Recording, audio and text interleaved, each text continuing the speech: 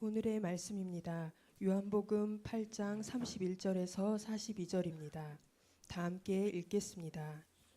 그러므로 예수께서 자기를 믿은 유대인들에게 이르시되 너희가 내 말에 거하면 참으로 내 제자가 되고 진리를 알지니 진리가 너희를 자유롭게 하리라. 그들이 대답하되 우리가 아브라함의 자손이라 남의 종이 된 적이 없거늘 어찌하여 우리가 자유롭게 되리라 하느냐. 예수께서 대답하시되 진실로 진실로 너희에게 이르노니 죄를 범하는 자마다 죄의 종이라. 종은 영원히 집에 거하지 못하되 아들은 영원히 거하나니 그러므로 아들이 너희를 자유롭게 하면 너희가 참으로 자유로우리라. 나도 너희가 아브라함의 자손인 줄 아노라. 그러나 내 말이 너희 안에 있을 곳이 없으므로 나를 죽이려 하는도다. 나는 내 아버지에게서 본 것을 말하고 너희는 너희 아버지에게서 들은 것을 행하느니라. 대답하여 이르되 우리 아버지는 아브라함이라 하니 예수께서 이르시되 너희가 아브라함의 자손이면 아브라함이 행한 일들을 할 것이거늘 지금 하나님께 들은 진리를 너희에게 말한 사람인 나를 죽이려 하는도다. 아브라함은 이렇게 하지 아니하였느니라. 너희는 너희 아비가 행한 일들을 하는도다. 대답하되 우리가 음란한 데서 나지 아니하였고 아버지는 한 분뿐이시니 곧 하나님이시로다. 예수께서 이르시되 하나님이 너희 아버지였으면 너희가 나를 사랑하였으리니 이는 내가 하나님께로부터 나와서 왔음이라. 나는 스스로 온 것이 아니요 아버지께서 나를 보내신 것이니라. 아멘. 우리 이 사람하고 인사하겠습니다. 상 주시는 하나님을 기대합시다. 예. 올해 하나님이 우리 삶 가운데 상을 많이 주실 줄 저는 믿습니다. 예. 우리 제목 같이 한번 읽어보겠습니다. 시작. 예. 오늘 말씀이 굉장히 어려운 말씀인데요. 예. 그 사람에게 자유만큼 소중한 것은 없습니다. 그 자유를 잃어버리면 모든 걸 다 잃어버렸다고 말할 수 있습니다. 그 자유란 다른 게 아니고요. 건강할 때 언제요? 건강할 때 우리들이 자유롭게 사는 겁니다. 건강하니까 이것도 하고 저것도 하고 막 움직일 수 있지 않습니까? 아파서 한번 누워있어 보세요. 꼼짝 못합니다. 예. 또 우리들의 마음에 미움이나 원망이나 불평으로부터 벗어나는 것이 자유입니다. 미움과 원망에 묶여있으면 자기 자신을 스스로 보이지 않는 쇠사슬로 묶어버리는 겁니다. 그리고는 인간관계를 단절시켜버립니다. 그래서 이 땅을 살아가면서 얼마나 많은 사람들이 마음이 묶여서 자유를 하지 못하는 사람이 얼마나 많은지 모릅니다. 우리의 삶에 우리들이 묶어놓은 사슬들을 하나하나 진리 안에서 풀어갈 수 있기를 주님의 이름으로 축복합니다. 그리고 주님이 주시는 참 자유를 누리는 복된 분들이 되기를 축복해드립니다. 예수님은 어떤 사람들이 참 제자라고 말씀하십니까? 31절입니다. 같이 읽겠습니다. 시작. 그러므로 예수께서 자기를 믿은 유대인들에게 이르시되 너희가 내 말에 거하면 참으로 내 제자가 되고. 오늘 말씀은 예수님을 따르는 그 백성들 유대인들에게 주님이 말씀하십니다. 이 말씀은 오늘날로 말하면 이렇게 됩니다. 예수를 믿고 따라가는 우리들에게 주님 말씀하시기를 너희가 내 말에 거하면 참 내 제자가 된다 이렇게 말씀하십니다. 여기서 말이란 예수님의 말씀입니다. 그 말씀이 우리 안에 있으면 우리는 예수님의 제자다. 참 어려운 말씀이죠. 어렵다고 해줘야 좀 쉽게 설명하죠 제가. 그러니까 이 예수님의 말씀이 우리 안에 없으면은 우리는 예수님의 참 제자가 될 수 없다는 말입니다. 이게 무엇을 의미하는가 하면은 고대 사회에서 제자란 스승을 사랑하고 존경하는 사람들을 말하는 것입니다.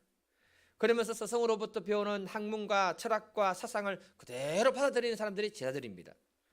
이렇게 될 때 그 스승에 대한 존경과 사랑은 필수적인 것입니다.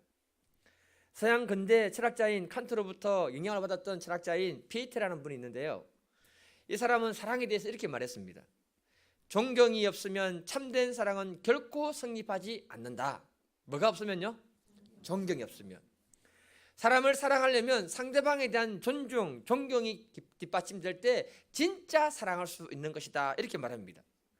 그러니까 부부간에도요 서로 사랑하려면 상대방에 대한 존중, 존경이 있을 때 진짜 사랑할 수 있다는 그런 개념입니다. 이게 없이는 정말 사랑할 수 없다 이렇게 말했습니다. 이와 같이 우리가 하나님을 사랑한다는 그 개념은 존경의 개념을 넘어서서 하나님을 경외하는 마음이 우리 마음에 들어와 있어야 됩니다. 이것은 사람과 하나님 사이에 존재하는 단어인데, 경외라는 것이 바로 사람과 하나님 사이에 있는 존재의 단어입니다. 경외는 최고의 존중, 최고의 사랑을 말하는 것이 바로 경외입니다. 이런 최고의 존중과 최고의 사랑이 있는 그 마음이 있을 때 하나님을 사랑하는 사람이다. 그때 하나님과 사랑의 관계가 맺어질 뿐만 아니라 주님의 참 제자가 된다고 말씀하고 있는 것입니다. 그러면 우리는 주님 안에서 참 자유를 누리는 믿음의 사람이 될 줄 믿습니다.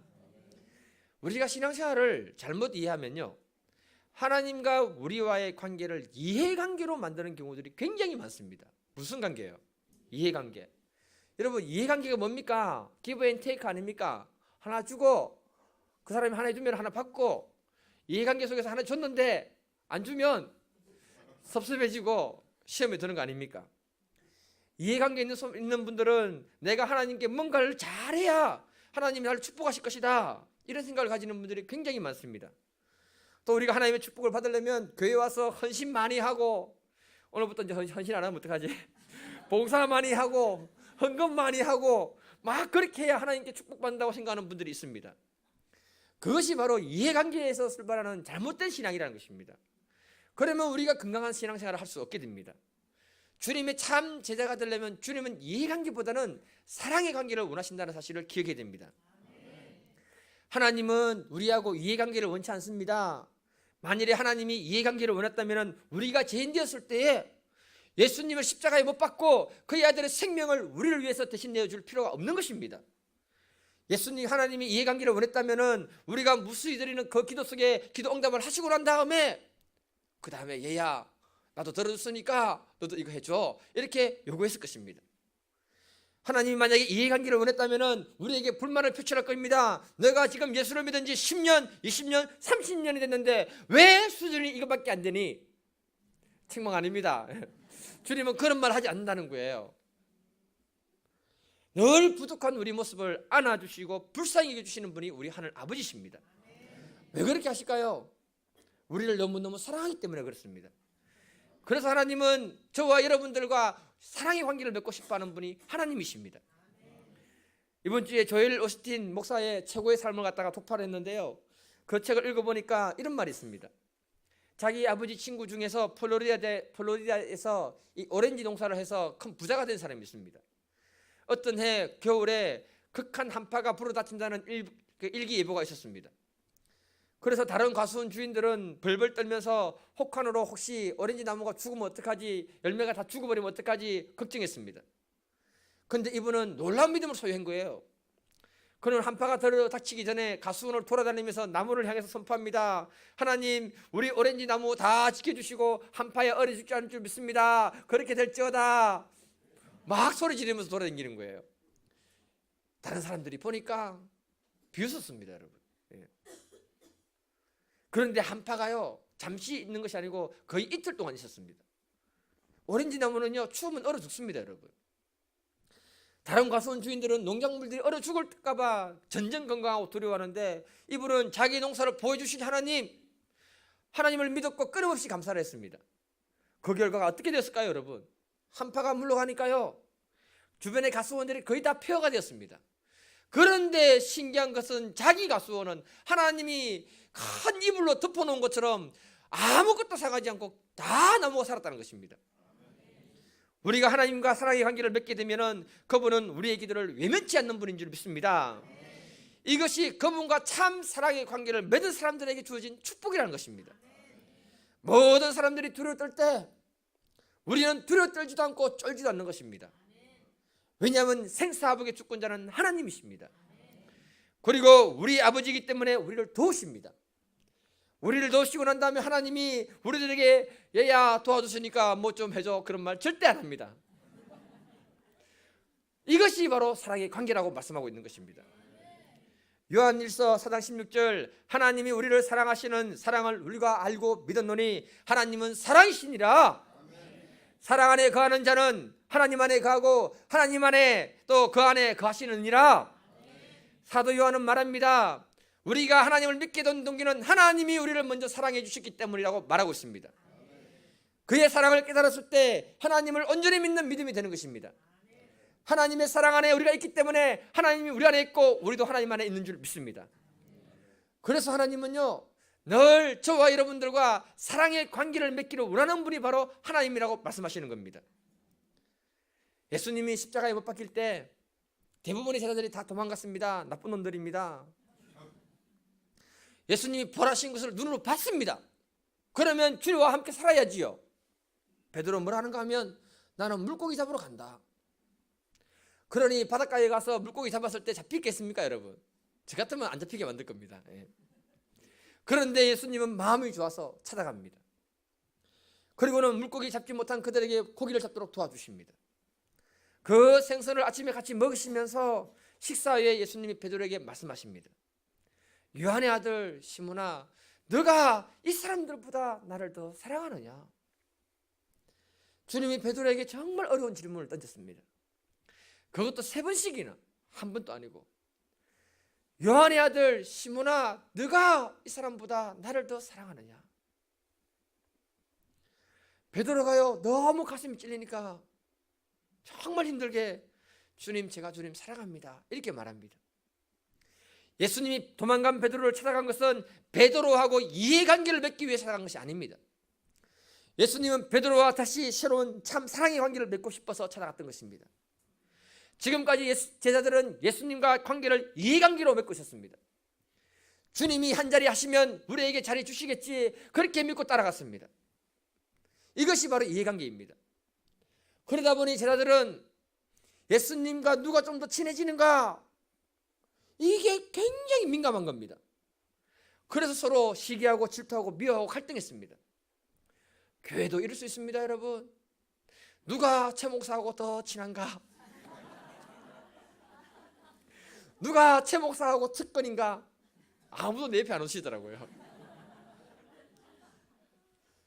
이런 생각을 가지고 신앙생활 하시는 분들은 주님하고 사랑의 관계를 잘 맺지 못하는 것입니다. 이해관계는 늘 문제가 생깁니다, 여러분. 이런 이해관계가 깨어지는 순간에 예수님의 제자들은 예수님을 버리고 도망갔습니다. 그리고 자기 길로 갔습니다. 심지어 가룟 유다는요, 예수님을 팔아버렸습니다. 이 이해관계만큼 무섭고 냉혹한 것은 없다는 것을 말하고 있는 것입니다. 이때 예수님이 베드로를 찾아가서 너가 나를 사랑하느냐? 예수님은 다시 베드로에게 물었습니다. 너가 나를 사랑하느냐? 주님은 이 자리에 계신 저와 여러분에게도 동일하게 묻습니다. 너가 나를 사랑하느냐? 주님은 저와 여러분들과 사랑의 관계를 맺기를 너무너무 원하십니다. 그때 참 제자가 되는 것입니다. 그러면 주님이 우리에게 부탁하셨던 그 말씀이 우리 심령에 남아있게 되는 것이고, 우리는 그 말씀에 순종할 수 있는 믿음의 사람이 되는 것입니다. 예수님은 베드로와 다시 사랑의 관계를 맺었습니다. 그리고 힘든 부탁을 합니다. 내 어린 양을 먹이라. 내 영혼들을 좀 돌봐줘라. 주님과 사랑의 관계가 맺어지지 못하면 부탁할 수가 없는 것입니다. 베드로는 이 말씀에 순종해서 수많은 영혼들을 도와주었습니다. 마지막에는 그 영혼들을 위해서 자기 목숨을 예수님 대신 내어주었습니다. 이것은 주님하고 깊은 사랑의 관계가 맺지 못하면 할 수 없는 그 일이라고 우리에게 말하고 있는 것입니다. 저 여러분들이 주님과 사랑의 관계를 더 깊이 맺어가는 축복된 분들이 되기를 주님의 이름으로 축복합니다. 그래야 정말 제자가 되는 것입니다. 주님과 사랑의 관계가 분명하면 주를 위해서는 이유도 없고 조건이 없는 것입니다. 그냥 사랑하기 때문에 주를 위해서 내 자신을 내어줄 수 있는 것입니다. 사랑하기 때문에 주님에게 눈이 멀 수 있는 것입니다. 사랑하기 때문에 나의 생명을 주와 복음을 위해서 내어줄 수 있는 것입니다. 오늘날 교회에 얼마나 많은 사람들이 주님과의 관계를 이해관계로 생각하고 신앙생활하는지 모릅니다. 그래서 조금만 틀어지면, 내 생각하고 조금만 다르면 시험에 빠지고 힘들어하고 갈등하는 것입니다. 우리가 주님으로부터 축복을 받고 주님으로부터 구원을 받는 것은 우리가 주님을 사랑하기 때문에 주신 축복입니다. 우리가 교회 와서 뭘 잘하는 것도 중요하겠지만 좀 못하면 어떻습니까, 여러분? 이 말이 좀 위로가 되시죠? 예. 못하면 어떻습니까, 여러분? 예. 내가 좀 못하더라도 내 안에 주님을 사랑하고자 하는 그 마음만 있으면 주님은 우리를 찾아오셔서 우리와 사랑의 관계를 맺고 너는 나의 참 제자다 이렇게 말해주시는 것입니다. 내가 교회에서 뭔가를 잘하고 이것도 잘하고 저것도 잘하고 다 잘하는데 주님과의 사랑의 관계가 없고 사랑이 빠져 있으면 이 시대의 바리새인이 되는 것입니다. 바리새인이란 하나님의 사랑과 긍휼이 그 마음이 없습니다. 마음이 없기 때문에 바리새인의 그 율법의 신학으로 옳리 그러니 판단하고 정죄하고 죽였던 사람들이 바리새인입니다. 그 사람을 가리켜서 마귀의 자녀라고 분명하게 말씀하고 있습니다. 요한복음 8장 전체를 볼 수 없지만 그 내용 전체가 이 이야기입니다. 신명기 30장 19절 20절 같이 한번 읽어보겠습니다. 시작. 내가 오늘 하늘과 땅을 불러 너희에게 증거를 삼노라. 내가 생명과 사망과 복과 저주를 내 앞에 두었은즉 너와 내 자손이 살기 위하여 생명을 택하고 내 하나님 여호와를 사랑하고 그의 말씀을 청종하며 또 그를 의지하라. 그는 내 생명이시오. 아멘. 하나님은 생사하복의 주권자라고 분명하게 말씀하고 있습니다. 하나님을 사랑하는 것이 생명을 얻고 하나님을 사랑하는 것이 복을 얻는다고 분명하게 말씀하고 계십니다. 그러니 하나님을 사랑하라. 하나님하고 사랑의 관계를 맺으라 이렇게 말씀하고 있는 것입니다. 하나님과의 사랑의 관계가 너무너무 소중하고 중요한 줄 저는 믿습니다. 로마서 8장 39절 높음이나 깊음이나 다른 어떤 피조물이라도 우리를 우리 주 예수 그리스도 안에 있는 하나님의 사랑에서 끊을 수 없느니라. 우리는 이미 주님과 끊을 수 없는 사랑의 관계 속에 있는 믿음의 사람들입니다. 이 사랑의 관계가 우리를 영혼을 강건하게 하는 줄 믿습니다. 이 사랑의 관계가 우리에게 힘을 주시는 줄 믿습니다. 이 사랑의 관계가 우리에게 축복으로 인도하는 줄 믿습니다. 그래서 우리는 주님과 사랑의 관계를 회복할 수 있기를 주님의 이름으로 축복해 드립니다. 제가요 영적인 상태가 정말 안 좋았을 때가 언제냐면 선교사로 나가기 전이었습니다. 바닥이었습니다. 바닥. 그러니까요 영적인 상태가 바닥이 되니까 교회에 와서 예배드리는 거 아무 의미 없습니다. 빈 껍데기로 왔다 갔다 하는 거예요. 그때는 또 술을 해도 너무 많았습니다. 봄, 여름, 가을, 겨울. 내 영적인 상태가 좋지 못하니까 귀찮고 지겨웠습니다. 지금 이 자리에 앉아있는데 귀찮고 지겹다. 내 영적인 상태가 심각하다 이렇게 얘기하고 있는 것입니다. 당시 수련회를 마치고 난 다음에 사진을 이렇게 모아서 이렇게 사진 찍잖아요. 목사님이 하필이면 저한테 구호를 외치라는 거예요. 사람을 잘 봐가면서 시키셔야 되는데 어떤 구호를 외친 줄 아십니까 여러분? 자 이제 집으로. 분위기 엄청 썰렁했습니다. 내 영적인 상태를 너무 잘 보여주는 거예요. 여러분 수련회 때 말씀이 한 말씀도 안 돌았습니다. 계속 졸았습니다. 말씀을 듣고 싶은 영적인 갈망이 없으니까 안 들리는 거예요. 그런데 누가 갑자기 확성기를 가지고 내 귀에 대고는요 내가 나를 사랑하느냐 소리치는 거예요. 깜짝 놀랐습니다. 그래서 잠을 깼습니다. 여러분 메시지 내용은 무슨 말인지 하나도 모르겠는데 수련회 마치고 집에 돌아오니까 내 마음에 몇 년 며칠 동안 내가 나를 사랑하느냐 이게 계속 울리는 거예요. 미친 줄 알았습니다. 진짜 너무 괴로워서 산에 올라가서 울면서 기도했습니다. 하나님 제가 당신을 정말 사랑했는데 내 안에 사랑이 다 식어버렸습니다. 펑펑펑 울었습니다. 내가 왜 이렇게 됐는지 나도 모르겠습니다. 나 예수님 믿고 정말 따라왔는데 내 삶은 왜 이렇게 어렵고 힘들고 꼬이는 게 많습니까? 앞으로 어떻게 살아야 됩니까? 펑펑펑 울었습니다. 여러분 애통하는 심령이 복이 있는 것입니다. 다시 고요한 음성이 들리는데 내가 나를 사랑하느냐? 그 음성 듣고 펑펑 울었습니다. 한참 울고 난 다음에 고백했습니다. 주님 제가 주님 사랑하는 것은 확실합니다. 그런데 이제는 그 힘이 없습니다. 많이 울었습니다. 그때 주님이 과거부터 나를 지금까지 어떻게 인도해 주셨는지 그 마치 그 영화 필름 보듯이 쫙 보여주면서 그때 하나님이 내 삶 가운데 어떻게 사랑해 주시고 인도해 주셨는지 그 하나님의 사랑을 갖다가 다 보여주셨습니다. 그 사랑 깨닫고요 또 많이 울었습니다. 그러면서 주님께 기도했는데 내 마음의 열정과 사랑을 다시 회복시켜 주시고요 기도하면서 주님 저를 올해 선교사로 보내주시면 제가 선교사로 가겠습니다 했는데 그해 11월 28일 날에 보내주셨습니다. 너무 정확합니다. 주님은 저에게 사랑의 관계를 회복하기를 원했습니다. 그 사랑의 관계가 회복되었을 때 지금까지 주님이 제 인생길을 축복된 길로 인도해 주셨습니다. 우리 모두 주님과 사랑의 관계가 회복되기를 주님의 이름으로 축복합니다. 그러면 주님의 참 제자가 될 뿐만 아니라 주님이 우리들의 인생을 축복된 길로 인도하실 줄 믿습니다. 예수님은 우리와 오직 사랑의 관계를 맺고 싶어 하십니다. 그 사랑의 관계를 맺을 때 예수님의 말씀이 우리 심령에 살아 역사하게 되는 줄 믿습니다. 예수님이 참 제자가 되는 줄 믿습니다. 주님을 사랑할 때 주님이 우리의 삶의 모든 필요를 다 채워주실 줄 믿습니다. 옆 사람하고 인사하겠습니다. 예수님과 사랑의 관계를 맺읍시다.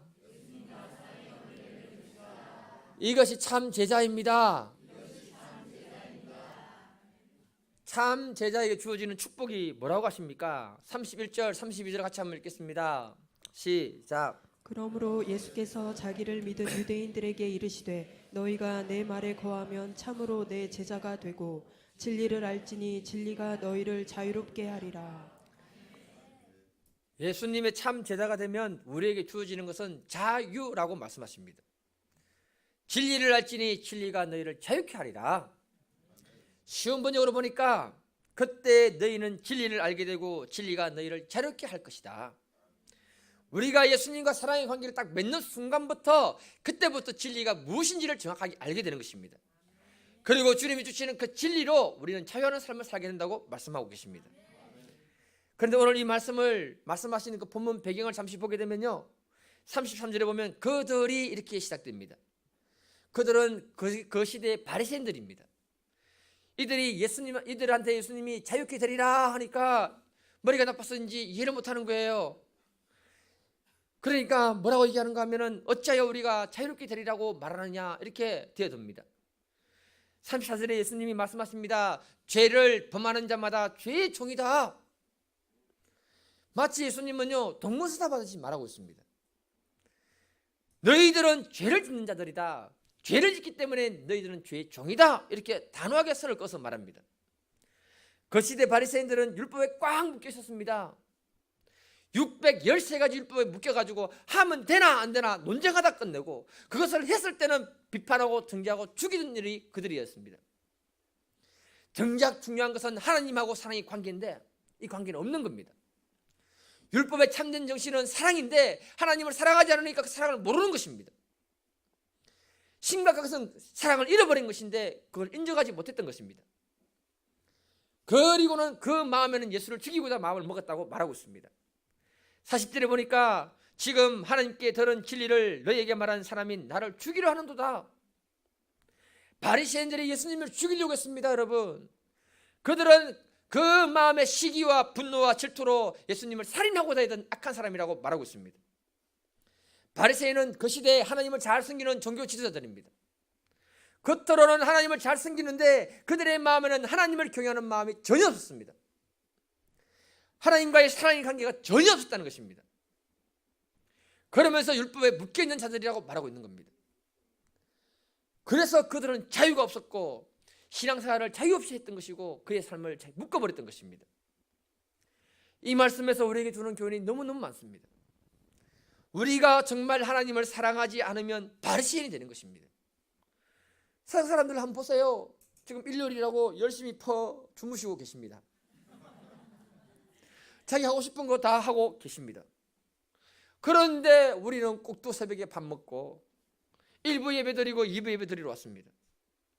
오후까지 이런저런 일을 다 하고 있습니다. 우리가 왜 그 일을 해야 됩니까, 여러분? 맞아요. 나를 구원해 주신 그 주님의 은혜와 사랑이 있기 때문인 줄 믿습니다. 그 사랑이 관계가 기초가 되지 않으면 율법이 되는 거예요. 율법이 되면 자유를 갖다가 뺏어버립니다. 율법이 되면 기쁨을 뺏어버립니다. 기쁨을 뺏겼을 때 우리는 주님께 받은 은혜가 너무너무 많음에도 불구하고 그 은혜를 잊어버리고 불평하고 원망하고 그러는 사람으로 바뀌어버리는 것입니다. 우리가 주님을 사랑해서 드리는 모든 일들은 주님이 기쁨을 주시는 것입니다. 기쁘기 때문에 기도하는 것이고, 기쁘기 때문에 예배드리는 것이고, 기쁘기 때문에 전도하는 것입니다.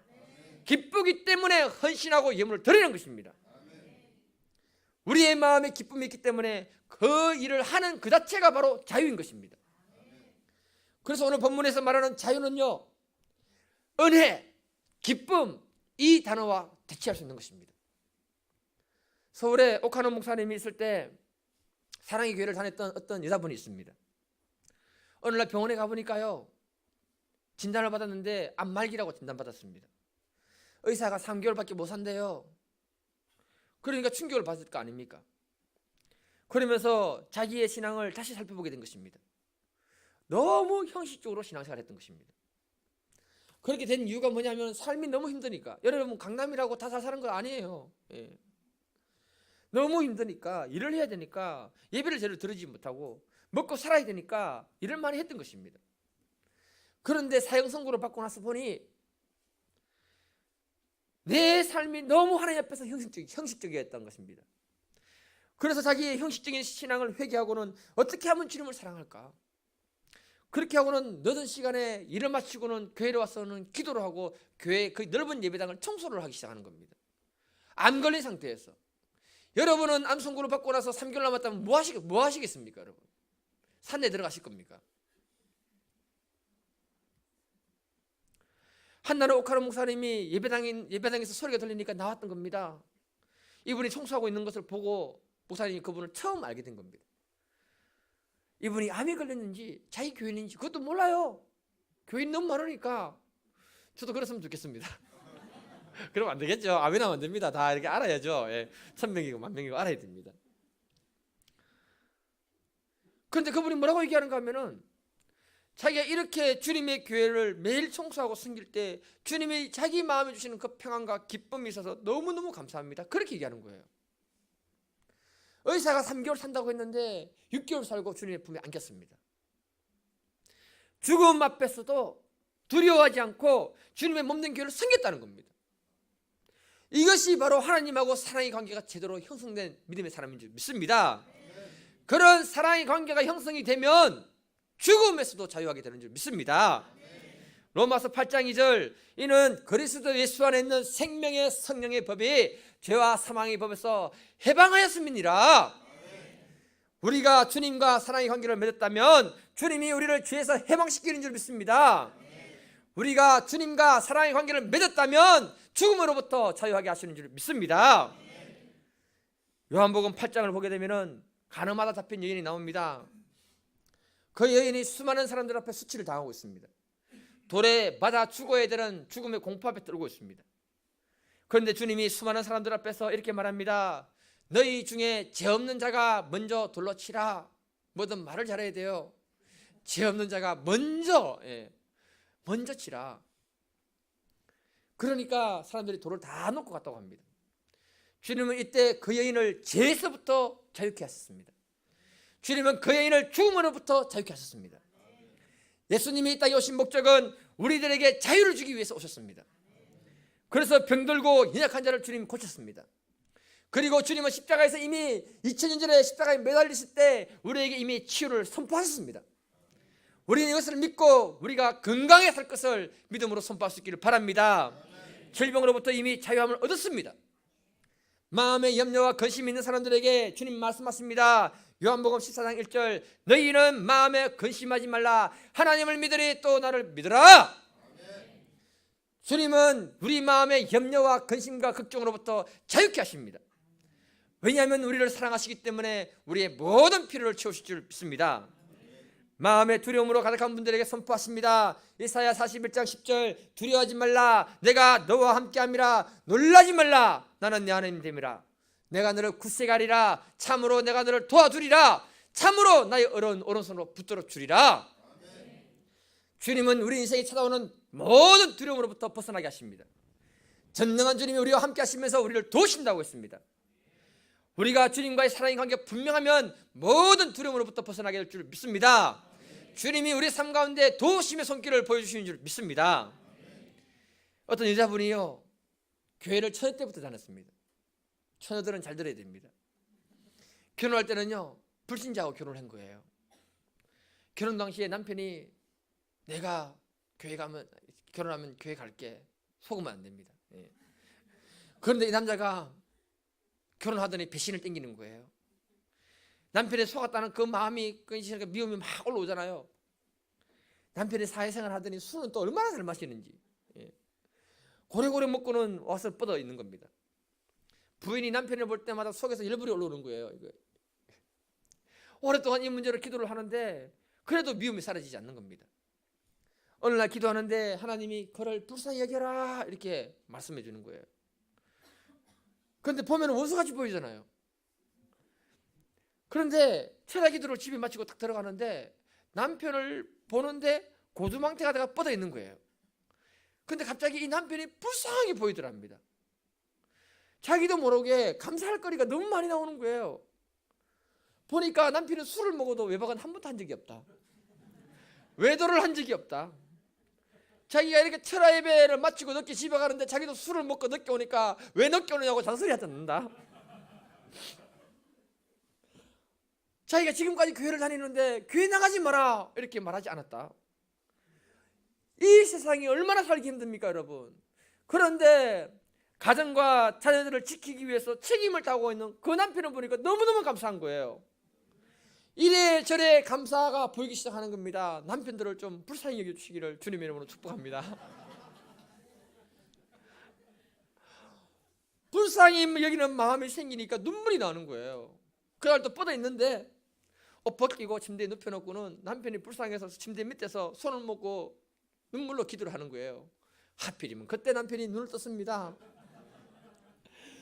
우리는 남편이 눈 뜬지도 모르고 눈물로 기도하는데 남편이 너무 감동을 받아버린 거예요. 작전. 그리고 남편이 어떤 감동을 받고는 뭐 어떻게 생각하냐면 이제 술을 끊기 위해서라도 교회를 가야겠구나 마음을 먹은 겁니다. 그리고 그 주에 다시 교회를 간 거예요. 할렐루야. 예.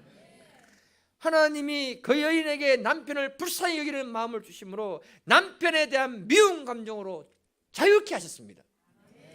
남편을 불쌍히 여기는 마음으로 기도했는데 남편에게는 죄로부터 자유함을 주셨습니다. 술 중독으로부터 자유함을 주셨습니다. 그래서 우리는 주님을 우리 삶에 깊이 모셔드리면 모든 죄 사슬로부터 주님이 참 자유를 주실 줄 믿습니다. 술, 담배, 마약, 한국 마약 심각합니다. 모든 중독에서 예수님이 자유케 하실 줄 믿습니다. 주님은 십자가에서 모든 저주를 풀어주시고 우리를 축복해 주셨습니다. 그 복으로 우리가 자유하는 삶을 살게 될 줄 믿습니다. 그래서 주님은 선포하시는 거예요. 진리를 알지니 진리가 너희를 자유케 하리라. 이 자리에 계신 모든 분들이 올해는 주님을 더 사랑하는 믿음의 분들이 되기를 축복합니다. 주님을 사랑하면 현재 우리가 염려하고 걱정하고 두려워하는 모든 문제로부터 자유케 될 줄 믿습니다. 또 주님이 모든 문제를 해결해 주시고 채워주실 줄 믿습니다. 이런 축복의 사람, 자유하는 사람이 될 수 있도록 우리 시간같이 한번 주님 이름을 한번 부르고 기도하겠습니다. 주여, 아버지 하나님 감사합니다. 저희들이 이 땅을 살아갈 때 주님을 정말 사랑하는 믿음의 사람이 되게 도와주시옵소서. 아버지 하나님, 주님 사랑하면 됩니다. 주님과 사랑의 관계를 맺으면 주님이 우리의 삶 가운데 모든 축복을 허락하시고 묶어주시고 풀어주시는 줄 믿사오니 아버지 하나님 이 시간에 주님과의 사랑이 회복되게 도와주시옵소서. 주님과의 사랑이 회복되게 도와주시옵소서. 아버지 하나님, 주님이 주시는 참 자유를 누리는 복된 인생이 되게 도와주시옵소서. 죄의 사슬에 묶이지 않게 하여 주시고 미움의 감정에 묶이지 않게 하시고 아버지 하나님 저주에 묶이지 않게 하여 주셔서 자유하는 인생, 축복된 인생으로 주를 세워주시고 복을 주시옵소서. 오늘 이 시간에 주님께서 능력으로 사시고 말씀과 은혜를 부어주시며 아버지 우리의 삶이 그렇게 되게 도와주시고 아버지 하나님 복을 주시옵소서. 자유케 하여 주시옵소서. 주님이 함께하여 주시옵소서. 주님이 오늘 이 시간에 이 예배 가운데 함께하여 주신 줄 믿고 감사하며 예수님의 이름으로 기도드리옵나이다. 아멘.